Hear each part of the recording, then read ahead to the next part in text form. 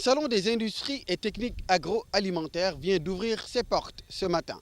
La 5e édition se tient ici au Méridien Président. Le SIAGRO, un salon qui se veut de plus en plus professionnel. Le SIAGRO 2006 est en nette progression par rapport aux éditions précédentes. De 80 exposants, l'on est passé cette année à 120. 120 professionnels composés d'équipementiers, d'entreprises de production et de services.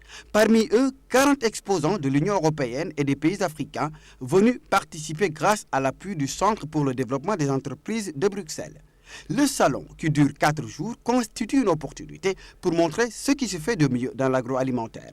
Une rencontre qui a gagné en notoriété. En marge de l'exposition, plusieurs rencontres professionnelles seront organisées. Des échanges d'informations, des panels, comme celui de cet après-midi, consacré à la transformation et la commercialisation des céréales. Demain, les professionnels du lait seront à l'honneur. Un panel va les réunir pour réfléchir sur tous les aspects du secteur. Production, transformation et bien sûr, emballage.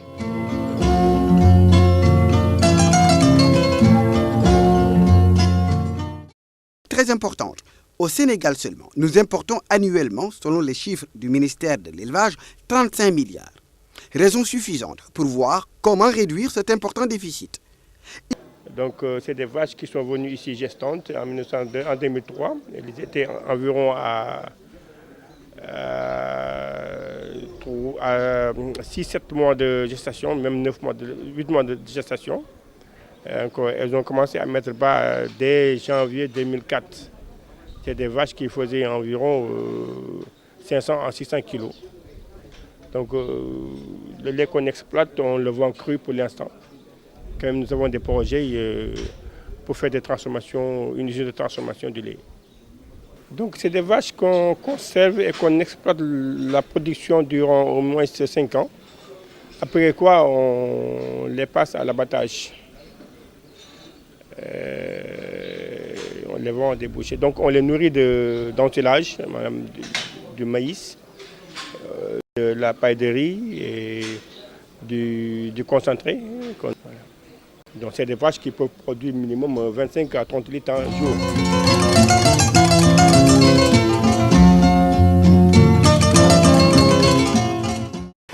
Une fois encore la bienvenue à Kahéré, des reproducteurs qui se trouvent à 5 km d'ici, bien isolés. On fait des reproductions chères et pontes. La spéculation chère, on vient de démarrer. Et à côté, on a une ferme de pondeuse qui nous permet un peu d'expérimenter les aliments qu'on fait.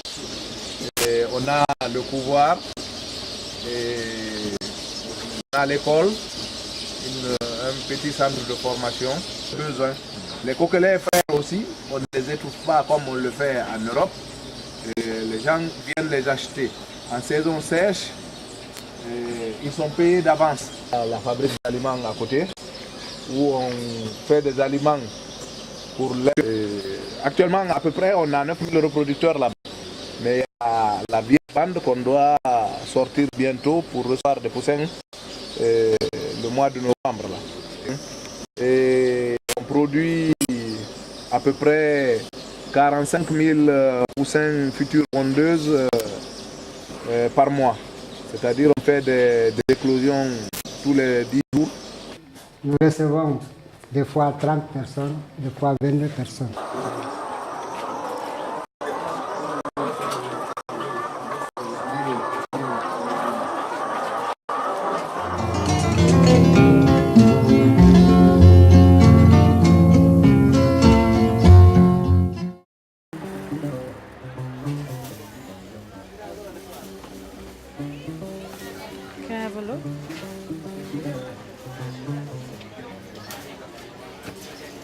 Si seulement ça pouvait être aussi simple. Vendre des fruits ou des légumes à un acheteur européen, c'est facile si l'on se trouve face à un visiteur. Mais lorsqu'il s'agit d'exporter la production des pays du Sud vers l'Europe, c'est une autre histoire. Une histoire qui débute en 2001 par le lancement du PIP, un programme de coopération économique financé par le Fonds européen de développement. Le PIP accompagne les producteurs et exportateurs d'Afrique, des Caraïbes et du Pacifique pour les amener à respecter les bonnes pratiques agricoles. Nous avons choisi de montrer un exemple parmi d'autres, la filière des haricots du Kenya. la jeune femme emprunte la piste qui mène à son lieu de travail. Elle y arrive 40 minutes plus tard. C'est une petite exploitation de 5 hectares qui emploie une vingtaine de personnes.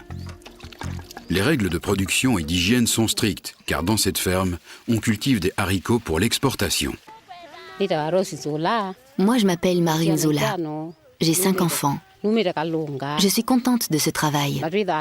Ça me permet d'améliorer mes conditions de vie et d'éduquer mes enfants. Tina reçoit en moyenne 1,50 € par jour des mains du cultivateur qui l'emploie, Francis Kelly.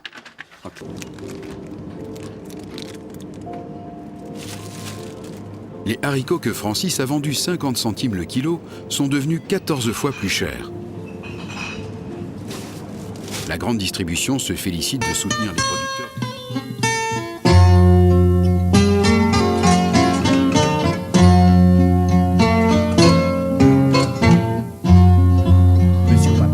A débuté ses activités depuis juin 1987 et dispose d'une ferme avicole aujourd'hui ultramoderne à Nambé, dans le département de Koubri, à 25 km de Ouagadougou.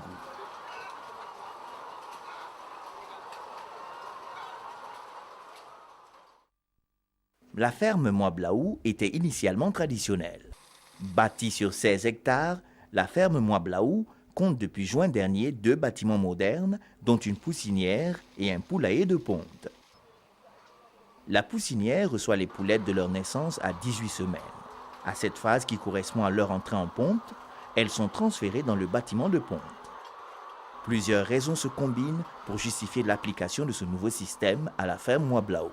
Sur l'ancien système, nous produisons au sol, sur litière, et la nouvelle technologie nous permet d'avoir une production plus constante, c'est-à-dire étalée sur les 12 mois de l'année, sans tenir compte des aléas climatiques.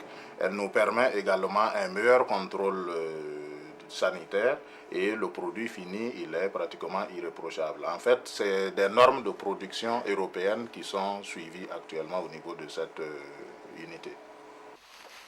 Cette importante opération de modernisation a été possible grâce à des fonds propres et à un appui bancaire. L'alimentation de la volaille se fait grâce aux équipements de pointe installés. La machine se charge de distribuer l'eau et le grain aux pensionnaires qui peuvent ainsi picorer tout au long de la journée. Le résultat en est désormais un équipement de pointe avec une production nettement améliorée. Il ne s'agit pas d'une innovation sur le plan international. C'est une technologie qui est largement utilisée de par le monde et il se trouve que chez nous, même si on est au courant de son existence, c'est son coût qui est un peu dissuasif. Mais les conditions d'exploitation au Sahel demandent à ce que nous adaptions un tel système pour pouvoir pérenniser donc, nos entreprises avicoles. Au niveau de sa composition technique, l'élément révolutionnaire, c'est le contrôle de l'ambiance dans le bâtiment.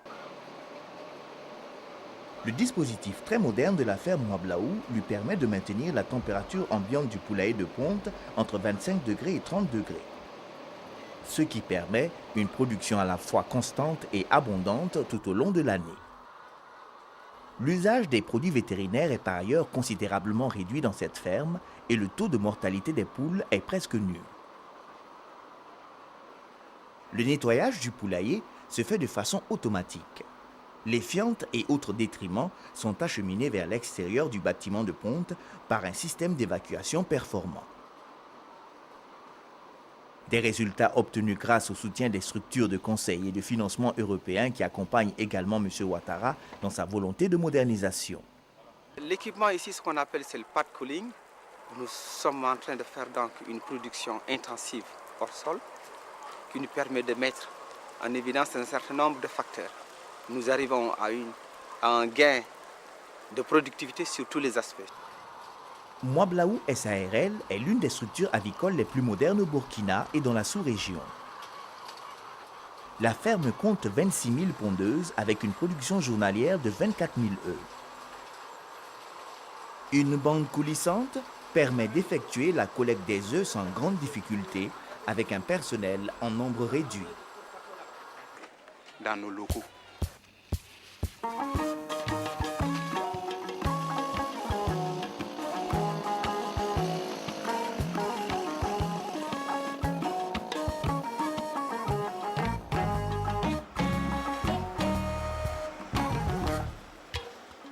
nous-mêmes, on a, si tu veux, on a eu peur au niveau du poulet. Depuis septembre passé, on a commencé à diminuer nos importations jusqu'à on a arrêté carrément. Je pense que sur les nouvelles installations de M. Ouattara, il a fait beaucoup d'efforts pour apporter une sécurité sanitaire pour les élevages d'œufs. On sait que les élevages de poules sont souvent difficiles à entretenir, alors que là, M. Ouattara, il a mis vraiment du sien.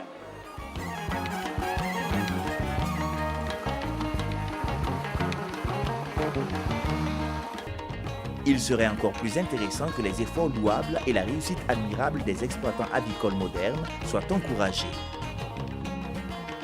Il y va de l'intérêt du pays tout entier. I think when you sponsor a woman in Africa, you are sponsoring a nation and you are really creating employment.